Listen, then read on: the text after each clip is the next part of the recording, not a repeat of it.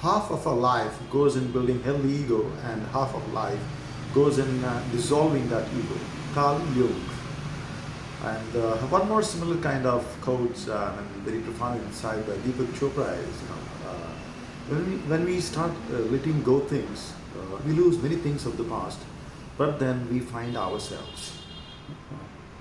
Ladies and gentlemen, boys and girls, I'm in nervous 90s. This is the 90th book in our book reading series. Oh my goodness. I'm really grateful to my wife, my better half, Dr. Kranti, who gave me last year this target of 100 books review. And now today we are into 90th. Just I feel so overwhelmed. I feel so grateful. I'm really grateful to all of you. I'm grateful to all the ladies who come from my school, my college, and my very intimate friends. Approximately 50 ladies who helped me to give their intro towards my every book review. And from 51st book onwards, I thought, let me talk myself. Yeah. So thank you very much for all of you being over there. Today I'm going to discuss on letting go. So I'm picking up this little book of letting go. This little book of letting go. This is by Hugh Prather, and I don't know who is Hugh Prather, author of the classic bestseller Notes to Myself. And the little book of letting go is all about cleanse your mind, lift your spirit, and replenish your soul. This is one of the much needed book, in fact, when it comes to today's time, when we are living a very stressed life, which leads to a lot of psychosomatic disorders, including the hypertension and maybe very serious cardiac issues, or maybe so many other disorders, and many psychological disorders. So this is much required, because we are in a habit, we are in a deep habit into that a deep conditioning of accumulating things, and that has its value. For example, thought plays immense value when it comes to solving the problems at physical level, and most of the things are at physical level, right? But then at psychological level, it is not really required. So before I get into the book, the contents of the book, let me share with you my own insight, my own practice rather, which enables me to quickly snap my mind and get into that state of being peaceful. And that is, I would like to mention here about my one of the gurus. In fact, the guru which I keep saying very much congruent to my own understanding, and that is none other than Jiddu Krishnamurti. So Jiddu Krishnamurti keeps on talking about the observer is the observed, that there is no difference between the observer and the observed psychologically. And then he says, we are into observation. That's basically beingness. So how to replace thinking with beingness? Because thinking, definitely it has its own value, but most of the time when it gets mixed up, jumbled up with egos, and then we keep on building certain web, and we get lost in that web. So and most of the time it's like 99% it's like just imagination, and the reality is very different.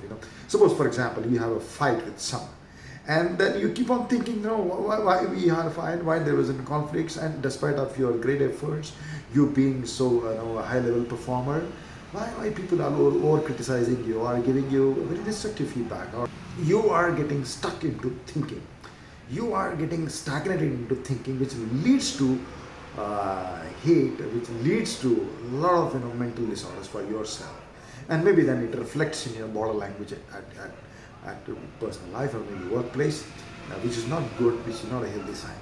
So how to replace that thing?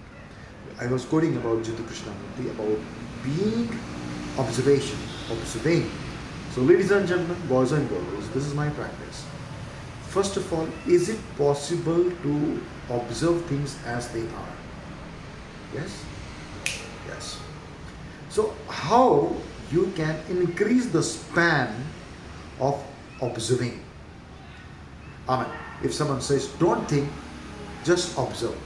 Just look at the things as they are, right? Try to be there as long as possible, as much as possible.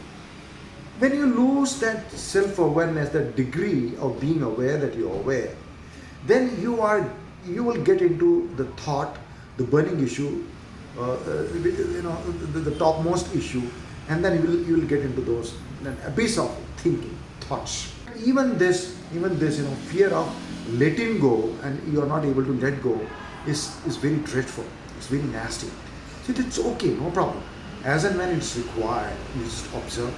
Maybe today you begin to observe for 20 seconds, 30 seconds. Then maybe you can start increasing time whenever it's possible.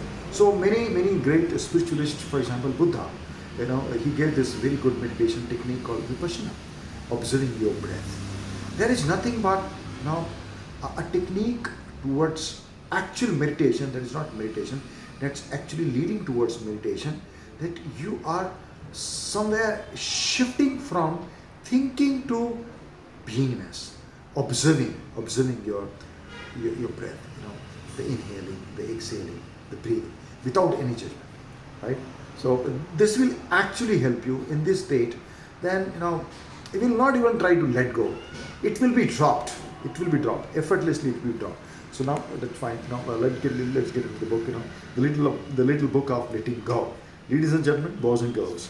So this book has, in fact, this book has 10 chapters with illustrative stories.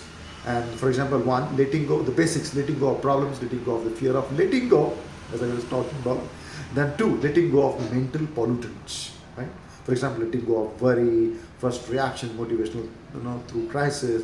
Then 3 is letting go of emotion fixation. Yeah.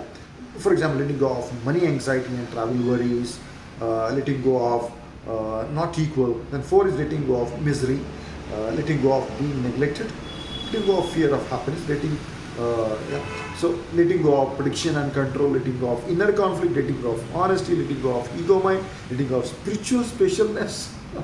Very, very interesting. And so the good thing is, there are 23 releases. 23 days releases. What you want to release? Yeah.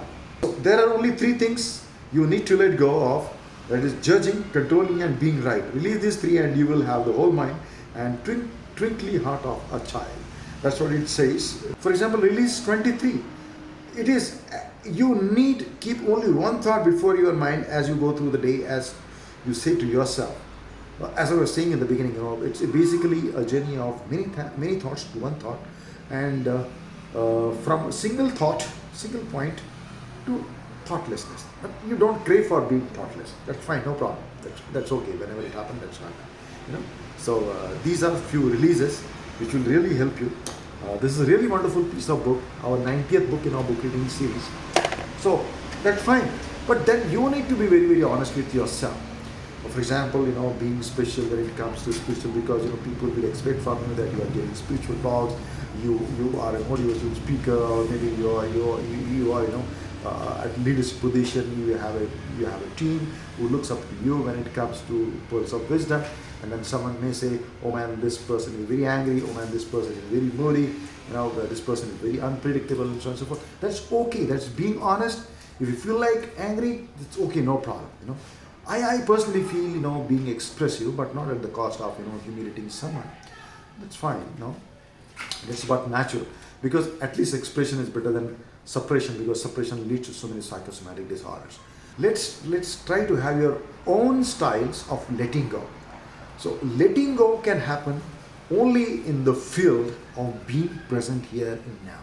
For example, I recall a movie of Will Smith and his son, Jaden Smith, After Earth, and Will Smith says to his son, when he's getting nervous, when he's getting scared, touch the things around, try to smell the things, all those 5 senses activation, and then you'll be now, because you'll be zapped out of the imaginary world, which doesn't actually exist.